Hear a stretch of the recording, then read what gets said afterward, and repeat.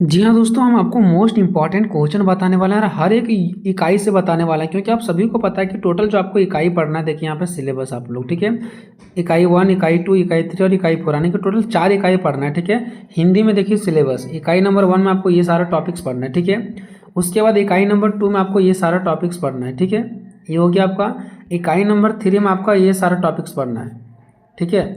और इकाई 4 में आपको ये सारा टॉपिक्स पढ़ना है, ठीक है। 4 इकाई में आपका सिलेबस बांटा गया है, 4 इकाई में आपको ये सारा सिलेबस पढ़ना था, जो कि मैंने आपको बताया। अब हर एक इकाई का, क्योंकि इकाई 1, 2, 3 और 4 4 इकाई आपको पढ़ना है, चारों इकाई में क्या क्या इंपॉर्टेंट क्वेश्चन होने वाला है उस पर मैं बात कर रहा हूँ, ठीक है। देखिए, इकाई 1 से आपका मोस्ट इंपॉर्टेंट क्वेश्चन होने वाला है, छोटा नागपुर में जनजातीय ग्रामीण प्रशासन की विवेचना करें। पहले हम आपको बता रहे हैं इंपॉर्टेंट क्वेश्चन, इसके बाद बताएंगे मोस्ट इंपॉर्टेंट क्वेश्चन, ठीक है। तो छोटा नागपुर वाले का आ जाएगा आपका। और इसी में एक और क्वेश्चन है, झारखंड के इतिहास में नागवंश, चेरी और सिंह वंश की प्रमुख राजनीतिक शक्ति, इसकी विशेषता और इसके योगदान के रूप में भूमिका का वर्णन करना है आपको, ठीक है। यानी झारखंड के इतिहास में नागवंश पर और चेरी पर और सिंह वंश पर, ये आपको पढ़ लेना है। ये आपका 15 नंबर में भी काम करेगा और 5 नंबर में भी काम करेगा, ठीक है। बात करते हैं इकाई नंबर 2 से। तो इकाई नंबर 2 से आपका क्या क्या मोस्ट इंपॉर्टेंट क्वेश्चन होने वाला है दोस्तों, देखिए। बंगाल में औपनिवेशिक शासन की स्थापना का वर्णन करें, या तो यही क्वेश्चन चेंज करके दे सकते हैं कि झारखंड में अंग्रेजी का आगमन पर संक्षिप्त टिप्पणी लिखें। अब ऐसा क्यों, देखो, जब बंगाल में आए थे ना अंग्रेज लोग, उस टाइम झारखंड जो था ना वो बंगाल का ही हिस्सा हुआ करता था, ठीक है। उस टाइम बंगाल में ही झारखंड था, इसलिए चाहे बंगाल में औपनिवेशिक शासन की स्थापना करना वाला दे दे, या झारखंड में अंग्रेजी का आगमन दे दे, या तो फिर क्वेश्चन सिंहभूम में अंग्रेजों के प्रवेश की विवेचना दे दे, क्योंकि सिंहभूम भी उस टाइम झारखंड के अंदर ही था और पलामू भी झारखंड के अंदर ही था, ठीक है। तो पलामू में अंग्रेजों के प्रवेश की विवेचना करे, ऐसा भी क्यों ना दे दे। तो आपको आंसर क्या पढ़ के जाना पता है, सिंहभूम वाला पढ़ लेना और पलामू वाला पढ़ लेना है। और अगर क्वेश्चन इस टाइप से भी देता है, इस टाइप से भी देता, तो किसी भी टाइप से देते, आपको सिंहभूम और पलामू दोनों को घुसा देना उसी में, समझ गए, ठीक है। तो ये सारा क्वेश्चन क्या एक ही है, ठीक है। चलिए, उसके बाद नेक्स्ट क्या आपका 1765 में दीवानी शक्तियों के हस्तांतरण पर का जो बंगाल और झारखंड पर राजनीतिक, सामाजिक और आर्थिक प्रभाव जो पड़ा है उसके बारे में आपको बताना, ठीक है। तो आपको ये बस पढ़ लेना है कि 1765 में दीवानी शक्तियों का हस्तांतरण बंगाल में और झारखंड में कैसे हुआ, बस ये वाला, ठीक है। हो सकता है क्वेश्चन आपको 5 नंबर में भी दे सकता है, 15 नंबर में भी, बस, ठीक है।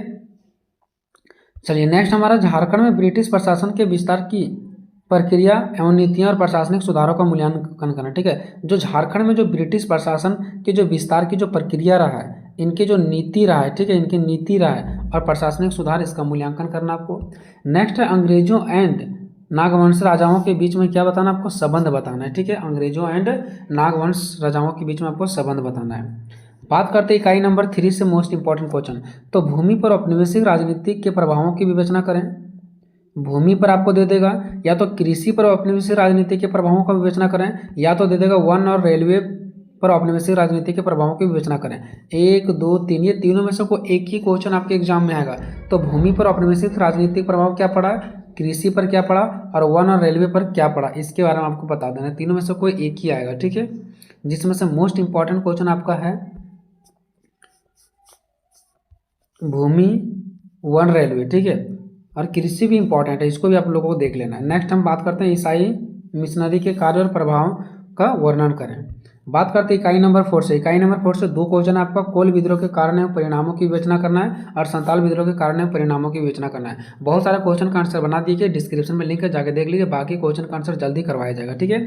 5 मार्क्स में आप लोगों को ये सब भी देख लेना है। भूमिज विद्रोह, बिरसा उलगुलान कारण, जिसको हम लोग बिरसा आंदोलन भी कह सकते हैं, जिस पर मैंने ऑलरेडी वीडियो बना दी है बिरसा आंदोलन करके, तो वो आप जाकर के देख लीजिए, ठीक है। झारखंड में 1857 का विद्रोह, ये सब छोटा छोटा आपको तैयार कर लेना 5-5 नंबर का, ठीक है, आधा आधा पेज का बस।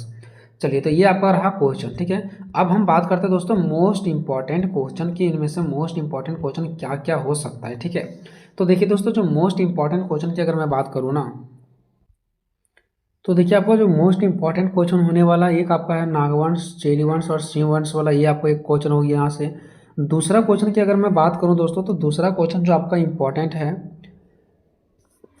वो यहाँ पे ये क्वेश्चन है, यहाँ से लेकर के यहाँ तक में ये एक ही क्वेश्चन है, ठीक है। चाहे इस पर आ जाए, चाहे इस पर आ जाए, चाहे इस पर आ जाए, इस पर एक क्वेश्चन आपका ये इंपॉर्टेंट है, 2 क्वेश्चन हो गया। और एक आपका 2 क्वेश्चन के साथ एक ये 1765 वाला इंपॉर्टेंट है, 3 क्वेश्चन और एक यहाँ पे ये वाला, ठीक है।